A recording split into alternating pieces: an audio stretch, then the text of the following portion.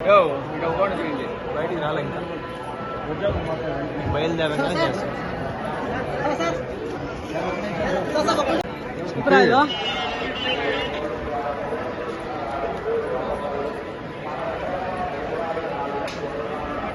Gate దాకా నమస్కారం అండి. ఈరోజు తిరుమలలో దర్శనం ఇదొకటి. ముఖ్యంగా మా అభిమాని నారాయణ గౌడ్ ఈయన పుట్టినరోజు, ఆయన యూనివర్సిటీలో పిహెచ్డి చేశారు. సో ఈరోజు బర్త్డే సార్ మీరు వెళ్ళి అంటే దర్శనం కూడా చేసుకుంటే ఆ పుణ్యం కూడా నాకు దొరికింది. సో ముందుగా మంచి అభిమానులు నాకు ఉన్నారు, భాస్కర్ గారు ఉన్నారు. మంచి వ్యక్తులు నాకు దొరకడం జీవితంలో చాలా లక్కీని నేను చెప్పుకోవాలి.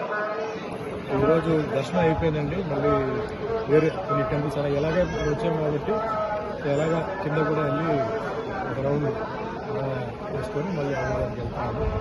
సో మీ అందరికీ తెలుసు, మొన్న జరిగిన ఎన్నికల్లో ప్రజలు తీర్పు ఇచ్చారు, మంచి తీర్పు ఇచ్చారు. సో దాంట్లో ముఖ్యంగా తెలుగుదేశం పార్టీ అధినేత చంద్రబాబు నాయుడు గారు, అలాగే పవర్ స్టార్ పవన్ కళ్యాణ్ గారికి కూడా అన్ని క్లీన్ స్వీప్ రావడం, అలాగే బీజేపీకి కూడా రావడం, కొత్త మనకు కొత్త ట్విస్ట్ పాలిటిక్స్లో ఒక మంచి కాంబినేషన్. ఇక్కడ ఏంటంటే మెయిన్గా 5 ఏళ్ళు వెనక్కి వెళ్ళిన ఏపీని మళ్ళీ ముందుకు తీసుకురావడం, నెక్స్ట్ 5 ఇయర్స్ తర్వాత జరగాల్సిన దానికి అన్నిటికీ ఫౌండేషన్ వేయడం, ఇవన్నీ చేయాలంటే చాలా హెర్క్యులియన్ టాస్క్. అందరూ బాగుపడాలి, అందరూ బాగుండాలంటే అందరూ సహకరించాలి. ఒకవైపు కన్స్ట్రక్షన్ జరిగేటప్పుడు ఇంకొక డిస్ట్రక్షన్ జరుగుతుంది. ఎందుకంటే ఇది అందరికీ బాగా మేలు జరగాలని చెప్పి వాళ్ళు చేస్తున్నారు.